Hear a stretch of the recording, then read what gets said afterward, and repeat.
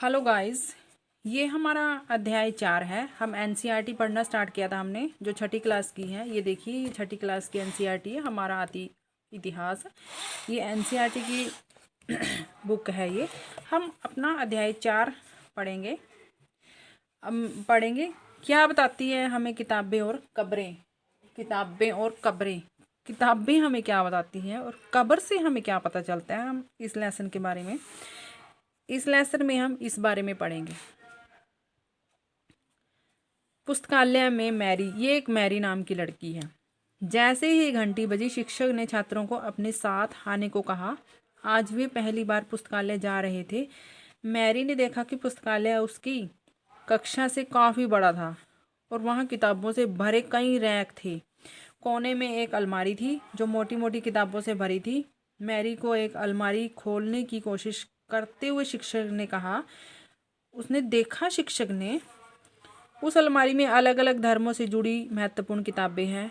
क्या तुम्हें मालूम है कि हमारे पास वेदों का भी एक संग्रह है। मैरी सोचने लगी, वेद क्या है? चलो पता लगाएं क्या है वेद। आगे हम पढ़ते हैं वेदों के बारे में।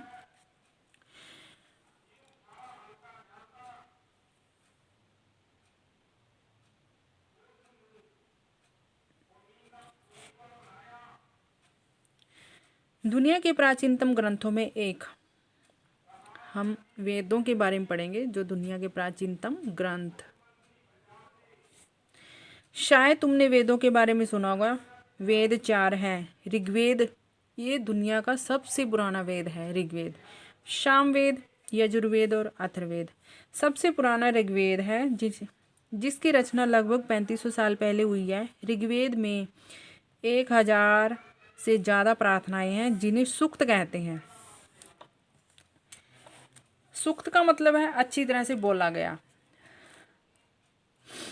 ये विभिन्न देवी देवताओं की स्तुति में रचे गए हैं। इनमें से 3 देवता बहुत महत्वपूर्ण हैं: अग्नि, इंद्र और सोम। अग्नि आग के देवता हैं, इंद्र युद्ध के देवता हैं और सोम एक पौधा है जिसमें खास पेय बनाया जाता था। वैदिक प्रार्थनाओं की रचना ऋषियों ने की थी। आचार्य विद्यार्थियों को इन्हें अक्षरों, शब्दों और वाक्यों में बांटकर सस्वर पाठ द्वारा कंठस्थ करवाते थे। अधिकांश सूक्तों के रचयिता सीखने और सिखाने वाले पुरुष थे। कुछ प्रार्थनाओं की रचना महिलाओं ने भी की है। ऋग्वेद की भाषा पाक भाषा है। प्राक संस्कृत और वैदिक संस्कृति कहलाती है। ये क्वेश्चन आते हैं कि ऋग्वेद की भाषा कौन सी होती है, किस भाषा में ऋग्वेद लिखे हैं, प्राक या वैदिक संस्कृति। तुम स्कूल में जो संस्कृत पढ़ती हो, उसमें यह भाषा थोड़ी भिन्न है, उससे थोड़ी भिन्न है ये। संस्कृत और अन्य भाषाएं। संस्कृत भाषा भारत यूरोपीय भाषा परिवार का एक हिस्सा है। भारत की कई भाषाएं असमिया, गुजराती, हिंदी, कश्मीरी और सिंधी एशियाई भाषाएं हैं, जैसे फारसी, तथा यूरोप की बहुत सी भाषाएं जैसे अंग्रेजी, फ्रांसीसी, जर्मनी, यूनानी, इतालवी, स्पेनिश आदि इसी परिवार से जुड़ी हैं। उन्हें एक भाषा परिवार इसलिए कहा जाता है क्योंकि आरंभ में उनमें कई शब्द एक जैसे थे। उदाहरण के लिए मातृ, संस्कृत माँ, और हिंदी में उसको माँ कहा जाता है और अंग्रेजी में मदर कहा जाता है। जैसे संस्कृत में मातृ, हिंदी में माँ और अंग्रेजी में मदर। क्या तुम्हें इनमें से कोई समानता नजर आई? जो ये शब्द है माँ, मातृ और मदर। उपमहाद्वीप में दूसरे भाषा परिवारों की भी भाषाएं बोली जाती है। उदाहरण के लिए पूर्वोत्तर प्रदेशों में तिब्बत वर्मा परिवार की भाषाएं बोली जाती हैं। तमिल, तेलुगु, कन्नड़ और मलयालम द्रविड़ भाषा परिवार की भाषाएं हैं, जबकि झारखंड और मध्य भारत में कई हिस्सों में बोली जाने वाली भाषाएं ऑस्ट्रो एशियाटिक परिवार से जुड़ी हुई हैं। हम आगे बढ़ते हैं। हम जिन किताबों को पढ़ते हैं वे लिखी और छापी गई हैं। ऋग्वेद का उच्चारण किया जाता है और श्रवण किया जाता है, न कि पढ़ा जाता है। ऋग्वेद का उच्चारण किया जाता है और उसको श्रवण मतलब सुना जाता है, उसको पढ़ा नहीं जाता। रचना के कई सदियों बाद, ऋग्वेद की रचना के कई सदियों बाद इसे पहली बार लिखा गया। इसे छापने का काम तो मुश्किल से 200 साल पहले हुआ है, मतलब 200 साल पहले ये छपा है। इतिहासकार ऋग्वेद का अध्ययन कैसे करते हैं? इतिहासकार पुरातत्ववेताओं की तरह ही अतीत के बारे में जानकारी इकट्ठी करते हैं, लेकिन भौतिक अवशेषों के अलावा वे लिखित स्रोतों का भी उपयोग करते हैं। चलो देखते हैं कि वेदों का अध्ययन कैसे करते हैं। ऋग्वेद के कुछ सूक्त वार्तालाप के रूप में है। विश्वामित्र नामक ऋषि और देवियों के रूप में पूजित दो नदियों ब्यास और सतलुज के बीच यह संवाद एक ऐसे ही सूक्त का अंश है। ये देखो, ये ऋग्वेद की भाषा ये है, ये किसी को समझ नहीं आती है। ऋग्वेद की पांडुलिपि का एक पन्ना है, ये देखो, बुर्ज वृक्ष की छाल पर लिखी है पांडुलिपि। बुर्ज एक वृक्ष है, उसकी छाल पर लिखी गई है ये पांडुलिपि। कश्मीर में पाई जाती है। लगभग 150 वर्ष पहले ऋग्वेद को सबसे पहली बार छापने के लिए इसका उपयोग किया गया। इसी पांडुलिपि को देखकर अंग्रेजी अनुवाद भी तैयार किया गया। यह पांडुलिपि पुणे महाराष्ट्र के एक पुस्तकालय में संरक्षित है, रखी गई है, इसको सुरक्षित है। विश्वामित्र और नदियाँ। विश्वामित्र, हे नदियों, अपने बछड़ों को चाटती हुई दो धमकती गायों की तरह दो फुर्तीले घोड़ों की चाल से पहाड़ों से नीचे आओ। इंद्र द्वारा दी हुई शक्ति से स्फूर्त तुम रथों की तरह, रथों की गति से सागर की ओर बह रही हो। तुम जल से परिपूर्ण हो और एक दूसरे से मिल जाना चाहती हो। नदियाँ, जल से परिपूर्ण हम देवताओं के बनाए रास्ते पर चलती हैं। एक बार निकलने पर हमें रोका नहीं जा सकता। हे ऋषि, तुम हमसे प्रार्थना क्यों कर रहे हो? ये संवाद कर रही हैं विश्वामित्र और नदी। आगे देखते हैं। विश्वामित्र, हे बहनों, मुझ गायक की प्रार्थना सुनो। मैं रथों और गाड़ियों सहित बहुत दूर से आया हूँ। कृपा करके अपने जल को अपने रथों और गाड़ियों की धुरियों के ऊपर न उठाओ, ताकि हम आसानी से उस पार जा सकें। अब नदियाँ कहती हैं, हम तुम्हारी प्रार्थना सुनेंगे, जिससे तुम सब सुरक्षित उस पार जा सको। इतिहासकार यह बताते हैं कि यह प्रार्थना उस क्षेत्र में रची गई होगी जहाँ ये नदियाँ बहती हैं। वे यह भी सुझाते हैं कि जिस समाज में ऋषि रहते थे वहाँ घोड़ों और गायों को बहुत महत्व दिया गया जाता था, इसलिए नदियों की तुलना घोड़ों और गायों से की गई है। ऋग्वेदों की प्रार्थनाओं में अन्य दूसरी नदियाँ खासकर सरस्वती हैं, सिंधु हैं, उसके सहायक नदियों का भी जिक्र है। गंगा और यमुना का ये उल्लेख सिर्फ एक बार हुआ है। आइए हम आगे पढ़ते हैं। हमारा लेसन है मवेशी, घोड़े और रथ के बारे में पढ़ते हैं। ऋग्वेद में मवेशियों, बच्चों, खासकर पुत्रों और घोड़ों की प्राप्ति के लिए अनेक प्रार्थनाएं हैं। मतलब जैसे आजकल किसी को बच्चा नहीं होता ना, उनकी मतलब जैसे कई बार बच्चा नहीं होता तो उनके लिए भी प्रार्थनाएं हैं।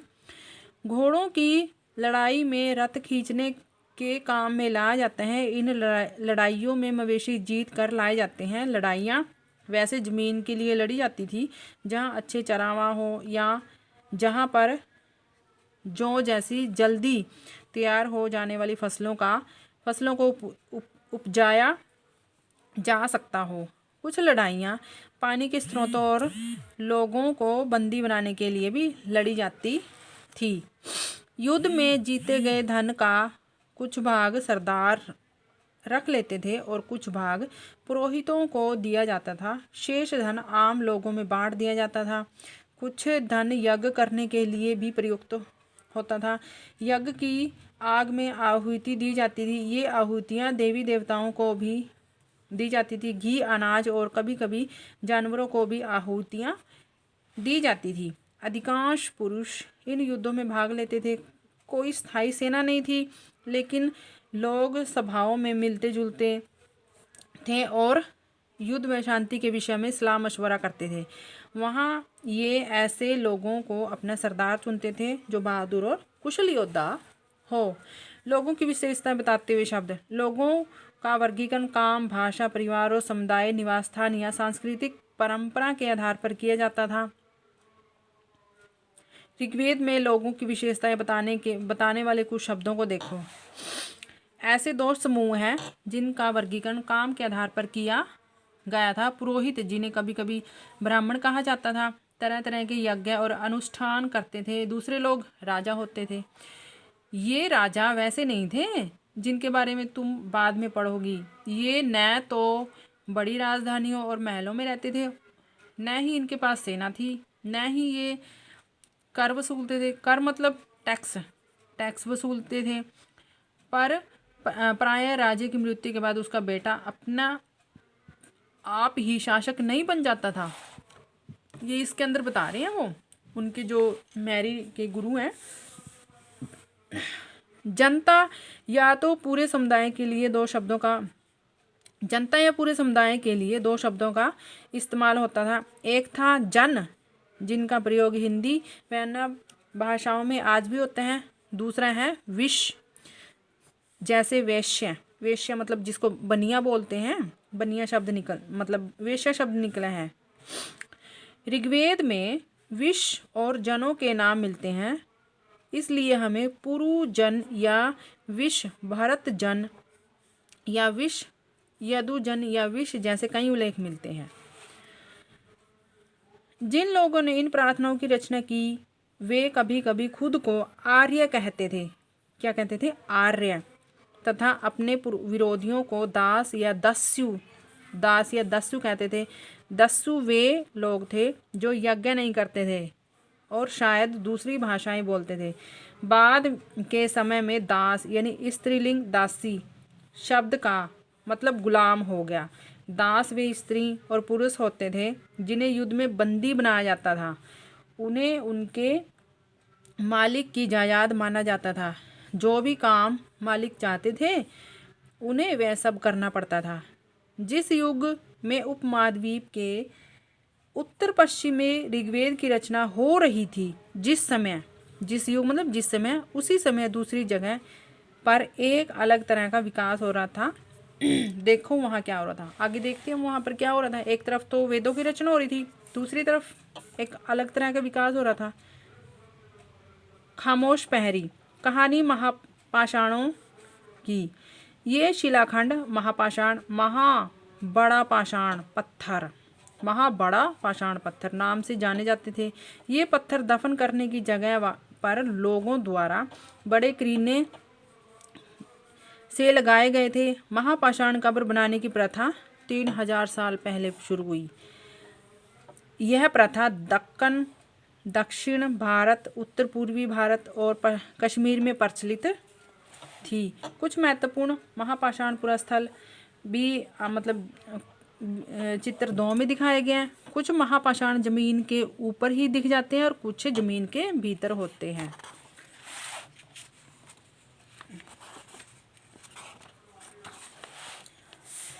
ये देखो, ये जमीन के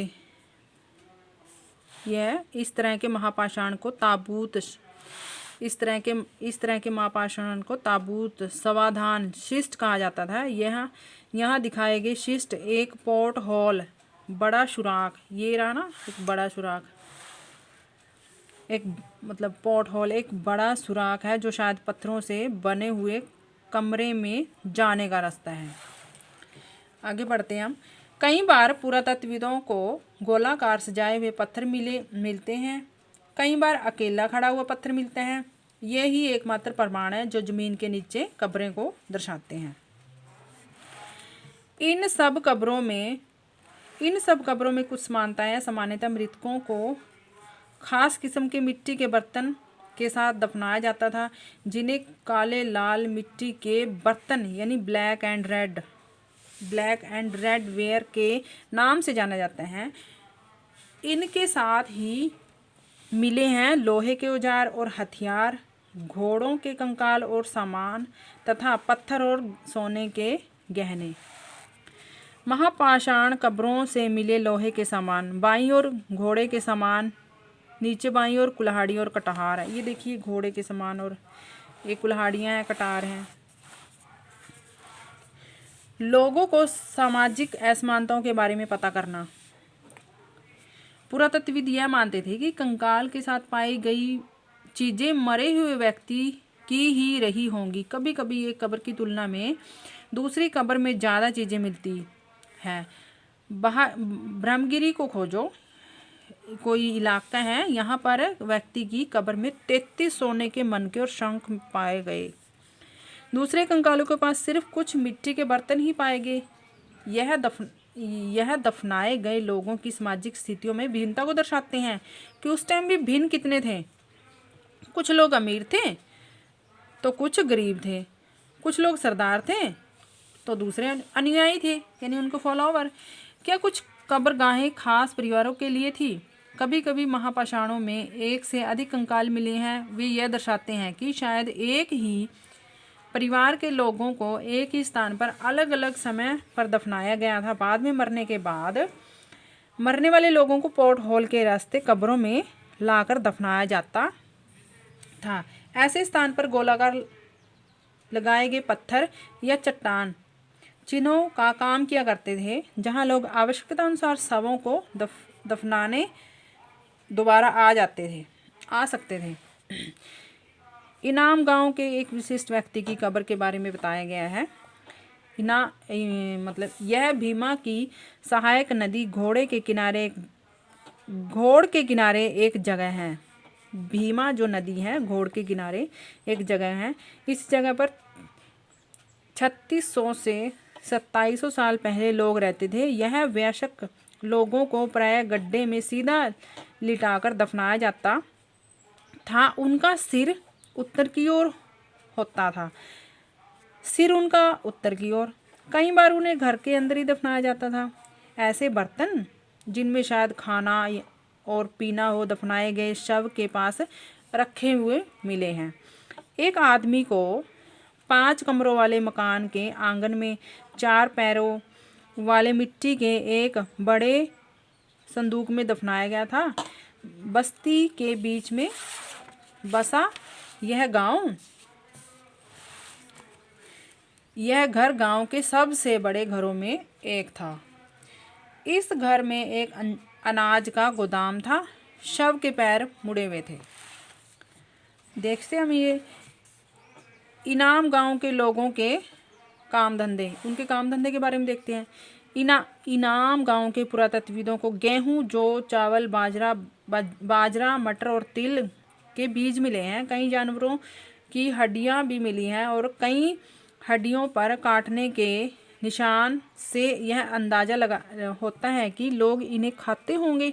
गायें, बैल, भैंस, बकरी, भेड़, कुत्ता, घोड़ा, गधा, सूअर, सांबर, चितकबरा, हिरण, कृष्ण मृग, खरहा, नेवला, चिड़िया, घड़ियाल, कछुआ, केकड़ा आदि मछली की हड्डियां भी पाई गई थी। ऐसे साक्ष्य मिले हैं कि बेर, आंवला, जामुन, खजूर और कई तरह की रस भरियां एकत्र की जाती थी।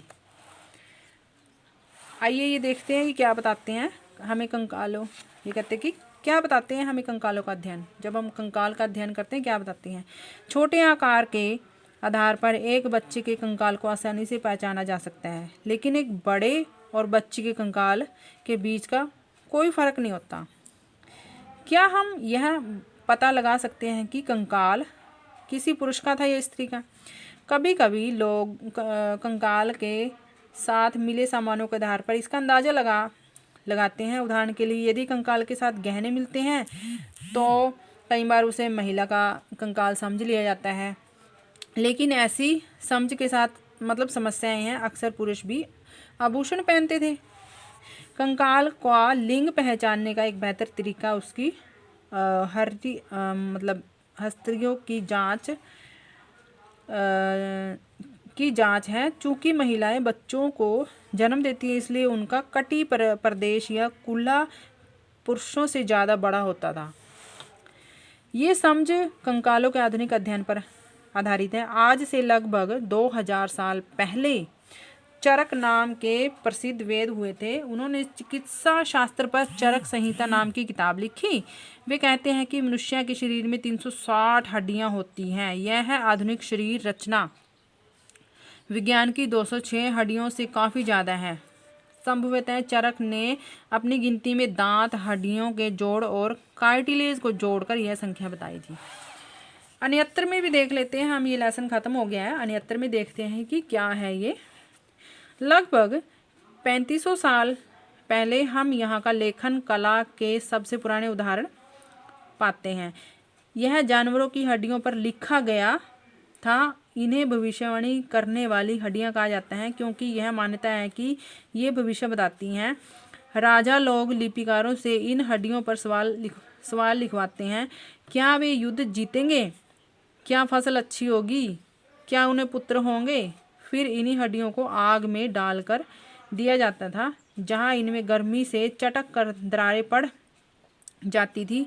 भविष्यवक्ता इन दरारों को बड़े ध्यान से देखकर भविष्यवाणी करने की कोशिश करते थे। जैसे शायद तुम भी सोच रही होगी कि ये भविष्यवक्ता कभी कभी गलती भी करते थे। ये राजा शहरों में महल बनाकर रहते थे। उन्होंने बेशुमार दौलत इकट्ठी कर रखी थी, जिनमें बड़े बड़े नक्काशी किए हुए कांसे के बर्तन शामिल थे, लेकिन वे लोहे का इस्तेमाल नहीं करते थे। सो गाइज़, हमारा ये अध्याय 4 था। तो हमारा ये लेसन कंप्लीट हुआ। तो इसी तरह से हम आपको ये सारी बुक पढ़ाएंगे ये, और हमारे चैनल को सब्सक्राइब करें और ताकि आप और बेल आइकन को ज़रूर दबाएं ताकि आपको हमारी टाइम टू टाइम सारी वीडियोस मिलती रहें। Thank you guys.